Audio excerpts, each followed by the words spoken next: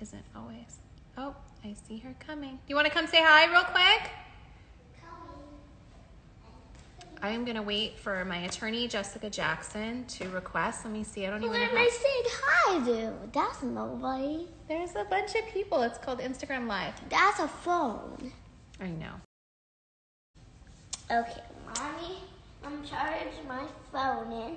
Yeah. And can Honey say hi? Yeah. Real quick. But wait, I gotta... I want Honey to say hi. Hold on. I gotta figure out how to add someone. I've never done this. How do you add someone? Okay. So I'm just waiting for Jessica Jackson to send me a request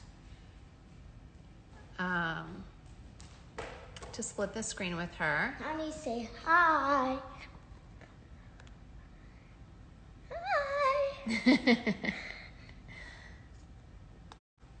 Okay, so basically I wanted to do an Instagram Live just to, do you guys see I like clipped in a little ponytail today? I wanted to do an Instagram Live because I know, oh, she said she requested. Jessica, are you watching? How do you request? I mean, how do you accept it? I don't see a request from you. Does it pop up on the screen, you guys, when comments come in? Oh, Mommy? Yeah. Wait, no, for real. Remember I told you that I need like 15 minutes just to do this? Please. Yeah. Okay, please. Please. I know you requested, but I don't see it. It's not coming in. Northy, your dog.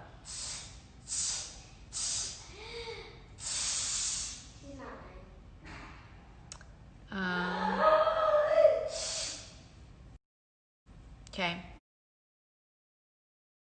Well. Oh, I see Ariel. I saw Ty Dolla Sign. Hi. Okay, Ariel, since you're watching, how do I find someone and request someone? I mean oh, Chloe's on. Okay, someone's texting me, scroll all the way to the top and to see her request. What do you mean? Scroll through the comments? Is it through the comments? Northy, your dog, for real.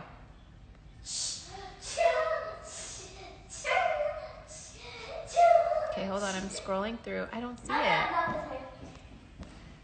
Jessica, can you request it again?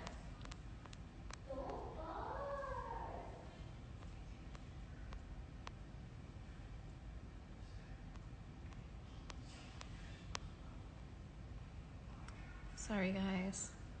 Oh my God, Emily, eyebrows look perf. Well, I haven't had a chance to do them, so they're very bushy and hairy. Okay, so I'm sorry. I need to focus because I have to get Jessica Jackson, but I don't see it as a request.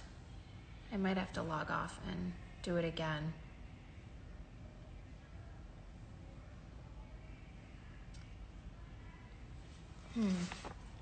Well, that's what I'm gonna have to do. I'm gonna have to log off and get on again. Jessica, maybe can you leave me a comment?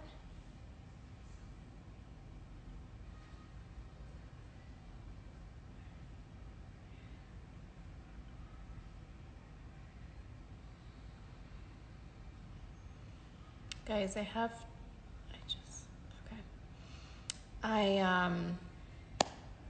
I've been filming our show today. And oh, my best friend Allison just texted. Our school just sent a notice that they're done for the year. Okay, so today I was filming Keeping Up with the Kardashians, and what we've been doing is we've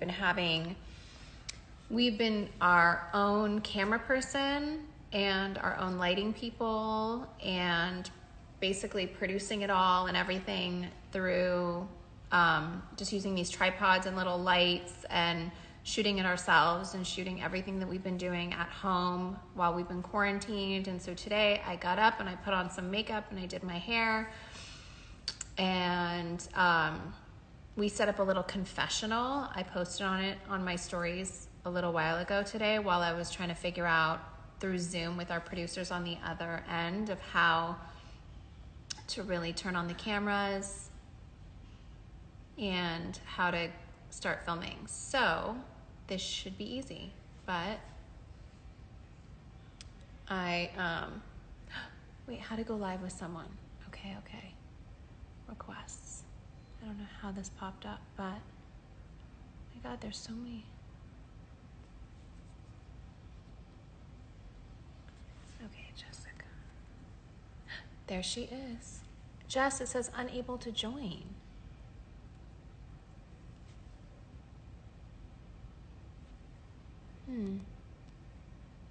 All right, guys, I'm gonna log off and figure this out because it's not working.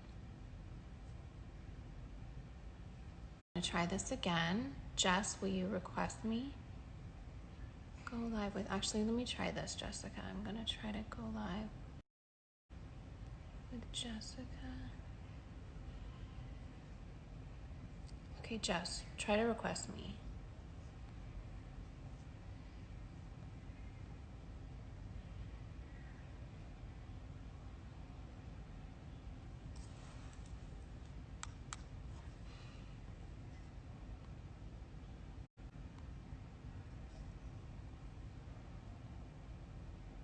Oh, there you are, there you are.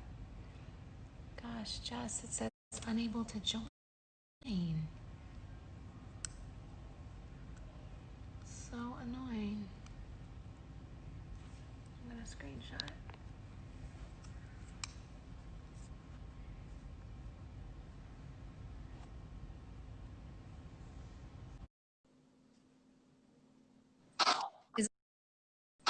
Is this? Well, We will figure it out.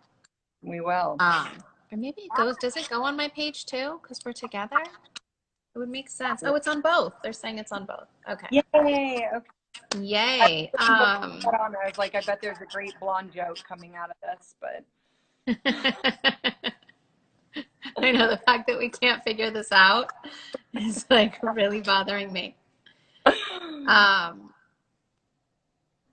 So yeah, I wanted to do this because I'm so grateful for everyone that watched the Justice Project, and Jessica has been a huge mentor for me and a huge role in that project that I did, but just in my journey of going to school again and learning so much about the system. So I think that it can be really scary during these times where people that are in prisons and in jails are experiencing what we're experiencing out here and dealing with COVID-19, but it must be just so scary for them that they're in these confined spaces. They probably don't have as much information about what's really going on. And then on top of that, they're getting all of their visits cut, and that their loved ones can't really come to the facilities during this time because of coronavirus. So I just kind of wanted to, you're my go-to person of who I call when I have questions and want to feel things out of like, what do you think is going on,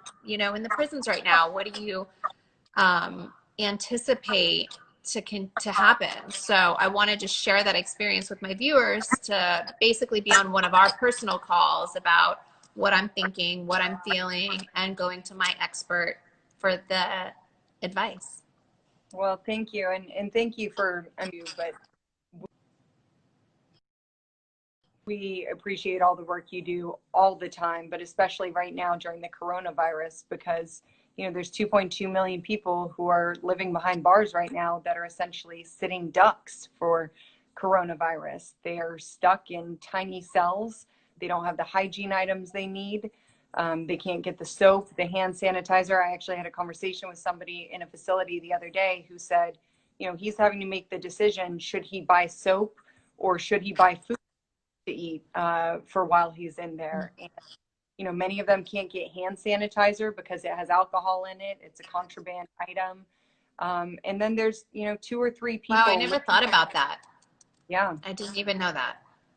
and sometimes there's 2, 3, 4 people living in a cell that's like 6 feet by 8 feet. You've seen the cells, Kim. You can't socially distance when you're living 4 people in a 6x8 cell. So, you know, people are terrified. They also don't have the protective gear they need. I got a message from somebody's daughter the other day saying her elderly father had to fashion a mask out of his underwear, right? Like, you think about the level of indignity that somebody is that desperate to protect their own life. It's heartbreaking. And the people inside are scared. Their loved ones are scared. Yeah, I And was going to say people that can't, come and visit, now they're getting that like love and communication cut off from them that they probably so enjoyed and needed for their soul. But now they probably can't even make these phone calls because they are so expensive. And like every outside communication is being cut off from them. So the loved ones must be really scared and frustrated also. yeah, it's terrifying. I mean, I had a loved one who was in prison, and I was terrified every day that something was going to happen to him. But that's even before Corona.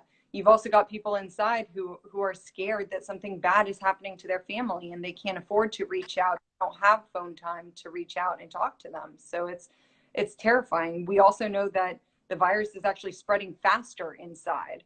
If you look at And Rikers Island, but I think the notion is just that like, oh, it's safer because everyone is isolated. But what they're not really with 3 people sometimes, and you cannot social distance. You can't um, respect what they're asking everyone else to do outside because of their living situation.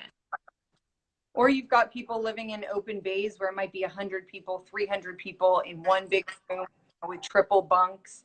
And then you've got people who are coming in and out of the facilities every day, the staff that works there that might be bringing it in or might be bringing it out to their families, to their communities. So it's really a high risk that the prisons and jails could end up accelerating the virus if we don't take the right precautions to protect people inside.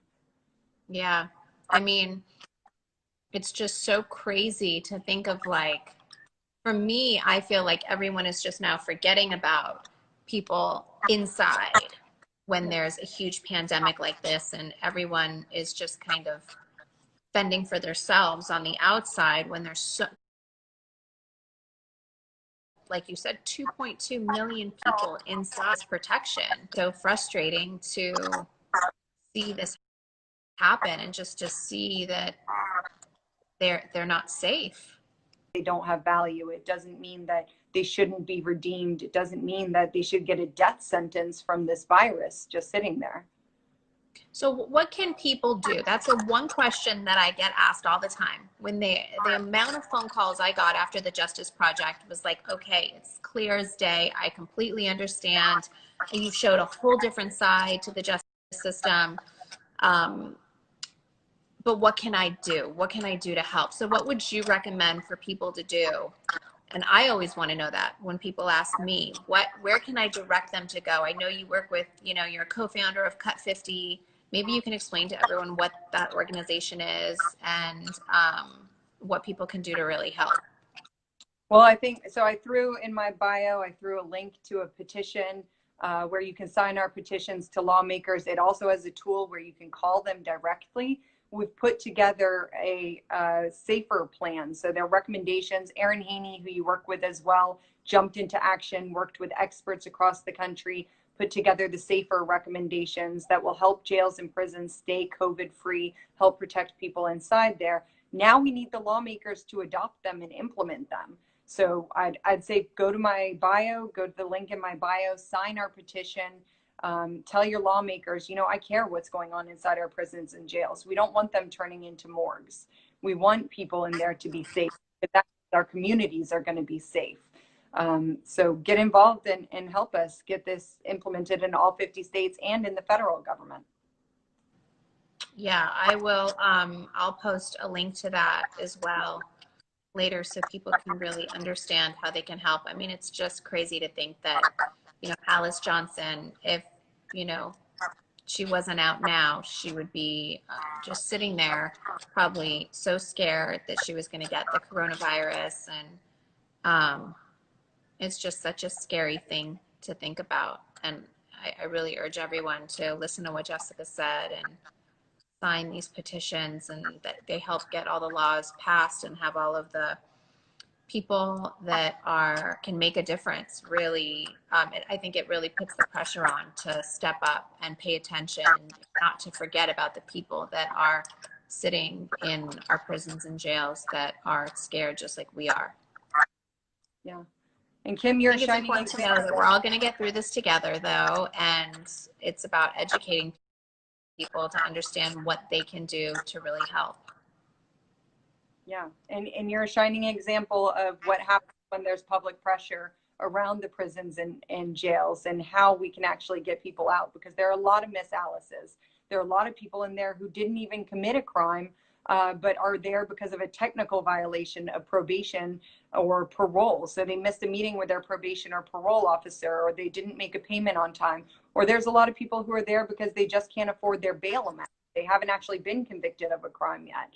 So, you know, there's people All that of those stories, when you tell me them, just those hit so hard.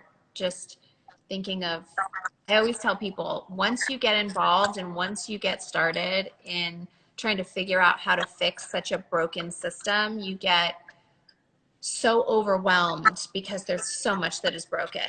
And when I hear about bail reform, and just to hear that so many people spend so much time behind bars just because they can't afford their bail, and how just unfair every single part of the system is, it really is overwhelming. And so that's why I want to do whatever I can to try to help that. Thank you. Thank you, Kim, for using your voice course. to elevate this. Of course. Well, thank you for getting on the call with me. Are you doing okay? Kids okay? Kids are good. Hannah's studying from home, a little bummed that her Sweet 16 got canceled, but obviously there's a lot worse stuff going on in the world, so she understands. You studying away? I am. I'm hiding in every corner that I can get to sneak away and study. I'm going to put you on a call with my kids later so you can tell them that it's very serious, that mommy has to study, and to give me the space to do that, please. Yes, I will. I'll tell her. I saw North earlier. North, mommy needs to keep studying. The exam is coming up. She's quiet right now in my bathroom, so I'm going to let her be, and I can sit here and study afterwards and let her think that I'm still on our live chat, so she leaves me alone. That works. That works. Well, thank you, Kim, for taking the time and hopping on the live. Sorry about the technical issues, but I appreciate it. Of course. I'll talk to you soon. Bye, guys. Talk to you soon. Go to Jessica's Bye. page. I'll post her link.